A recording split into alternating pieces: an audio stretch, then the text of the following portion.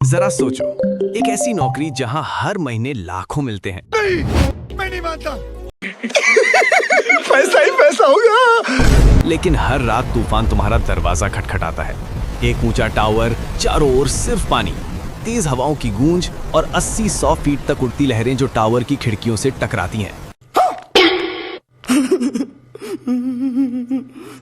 यहां गलती की कोई गुंजाइश नहीं, क्योंकि जरा सी चूक का मतलब हो सकता है सीधे समुद्र की गहराई में गायब हो जाना।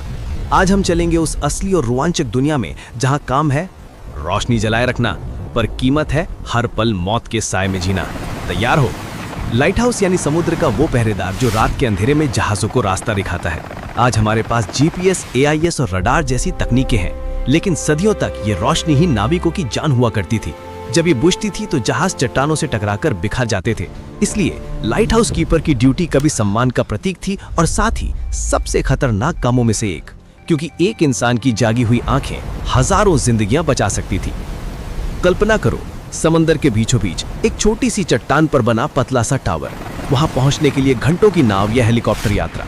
एक बार अंदर पहुंच गए तो कई कई हफ्तों तक बाहर निकलना नामुमकिन।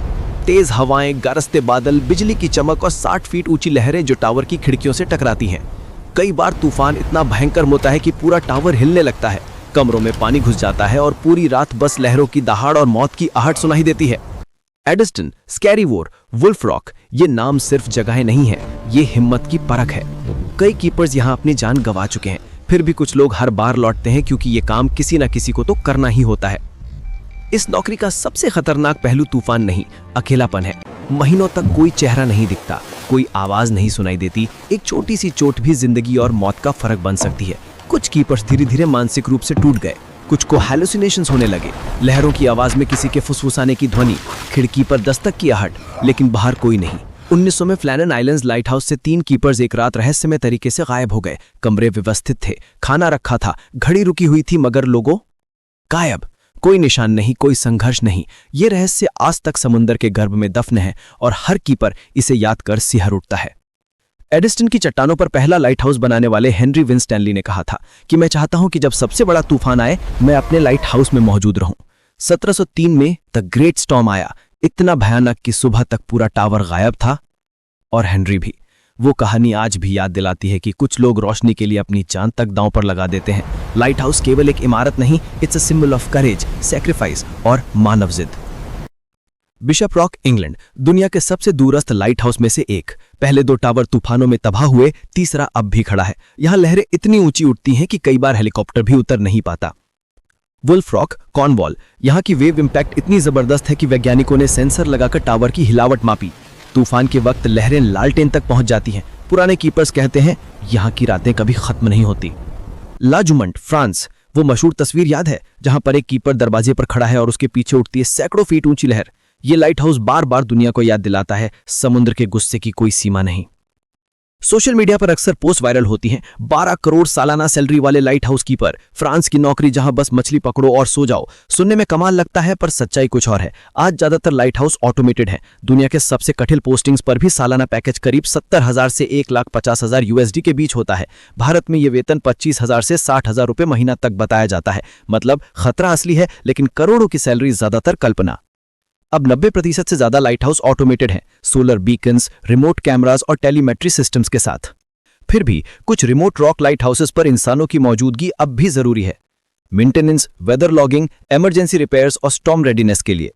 ड्यूटी साइकिल आमतौर पर 2 से 6 हफ्तों की रोटेशन में होती है, जहां बोट या हेलीकॉप्टर से सप्लाईज पहुंचाई जाती हैं। कुछ देशों में शॉर्ट टर्म रेजिडेंसी प्रोग्राम्स भी चलाए जाते हैं, लेकिन ये वेकेशन नहीं, असली जिम्मेदारी होती है।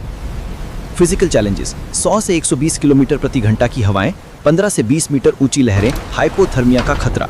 अगर लैंडिंग विंडो छूट जाए तो कई दिन टावर में फंसे रहना पड़ता है। मेडिकल इमरजेंसी में इवैक्यूएशन मुश्किल, इसलिए फर्स्ट एड और रेडियो डिसिप्लिन जरूरी है। मेंटल चैलेंजेस, महीनों तक आइसोलेशन, कंटिन्यूअस रिस्पॉन्सिबिलिटी, एक गलती और पूरा जहाज खतरे में, नींद का टूटना, लगातार alarms, weather checks, anxiety, depression और हैलुसिनेशन से बचने के लिए मेंटल स्क्रीनिंग अनिवार्य है। फिजिकल फिटनेस, सीढ़ियां, संकरी जगहें, तेज हवाओं में काम करना। मेंटल स्ट्रेंथ, अकेलेपन में टिके रहना और मोनोटोनी सह पाना। Technical skills, electrical, mechanical, optics और रेडियो की समझ। सीमैनशिप और safety, rope handling, helicopter transfer, PPE discipline. Documentation, हर एक्टिविटी की डिटेल लॉगबुक मेंटेन करना। बेनिफिट्स, अकोमोडेशन और सप्लाई शामिल, नेचर के सबसे असली रूप को करीब से देखने का मौका, हिम्मत, अनुशासन और आत्मनिर्भरता की असली परीक्षा। लाइट हाउस कीपर्स, वो गुमनाम पहरेदार जो अंधेरे में भी रोशनी जलाए रखते हैं, हेनरी विन स्टैनली की कुर्बानी से लेकर फ्लैनन आइलैंड्स की गुमशुदगी तक।